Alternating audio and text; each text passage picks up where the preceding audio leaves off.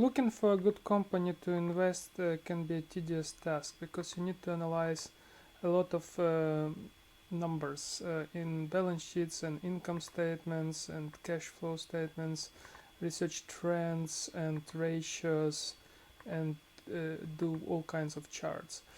Now that is not as efficient as if you write a script that will automate these tasks. Then you just write it once and use it forever, and the invested time into a script will pay off very quickly. So this platform is designed to do just that: write script and keep using it. You can also, of course, get the scripts from other people, and you can do all kinds of experiments on the platform that is outside of this lesson. This series of 10 lessons is designed to teach you how to write scripts, and trust me, anyone can do that. It's very easy, and we'll go step by step. The way to start writing script, you just click new here, and you kind of present it with this first empty function. Here's the name. You can name it, let's call it lesson 1, and click save. So now if we go back here, we can see we have our first lesson 1 script. In the programming world, the first program has to be hello world program, the program that prints hello world. The command to print something is called print, or println if you want a new line, and we'll just say hello world. That's it, that's your first program. And if we click run,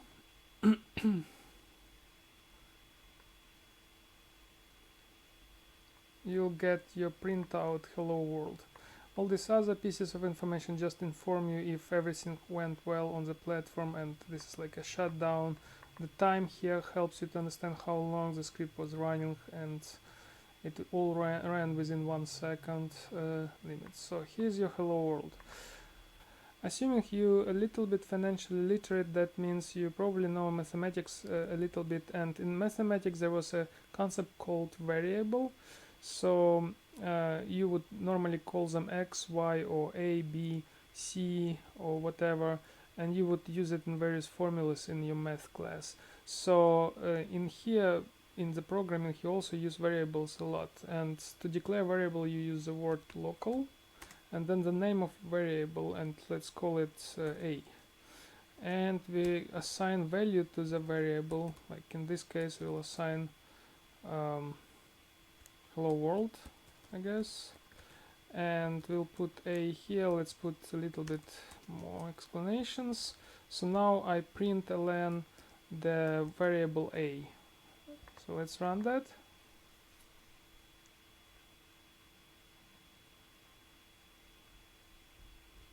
And here you go, you printed the value of your variable. Variable a by itself is useless unless you start using loops. So loops is something that you can run over and over again, and there is a command called while to do just that.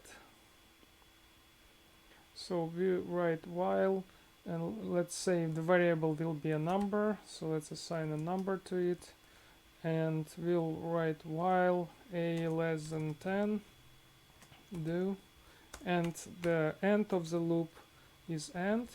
So this is our while loop. We run this code inside of between the while and the end. We run this code until the condition written here becomes false. So in this case a is still less than 10.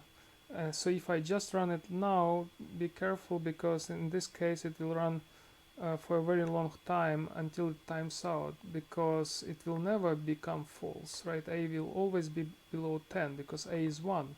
So we will add one more command called a equal a plus 1, and this will increment. With each run a will get bigger and bigger by 1. So let's test that.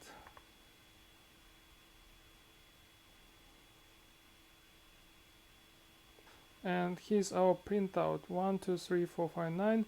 That's because the a was growing until it reached 10. So that's how you do loops with while. There is another loop that is very useful, which is called for.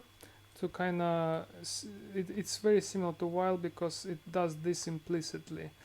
I honestly don't remember the syntax for loop myself, so here is a useful thing called insert template. You can insert various templates. So here's a for loop template. Click and you got your template inserted at the cursor position, and this is our for loop. So let's run it first.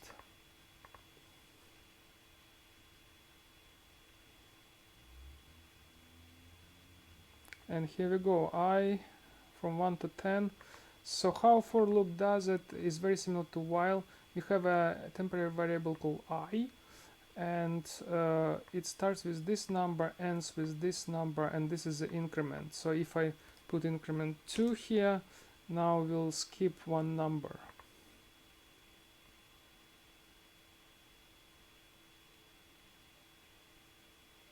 So you see it skipped one number, incrementing. The final construct that you really need to know to start programming is if then, and we also have a template here for it.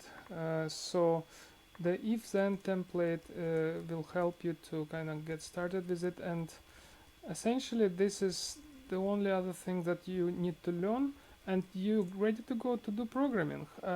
So in this case, the if, like English if, and then we ask a condition, and in this case if it's true, then it will run this code, otherwise or else it will run this condition. So let's say we put here like a less than 10, and I accidentally deleted my variable a, so let me reintroduce it again. So a equal 1, a is less than 10, yes, true, so it will print true. Let's do that. Run. And we got true printed.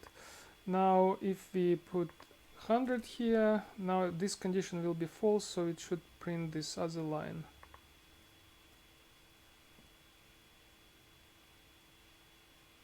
And printed false.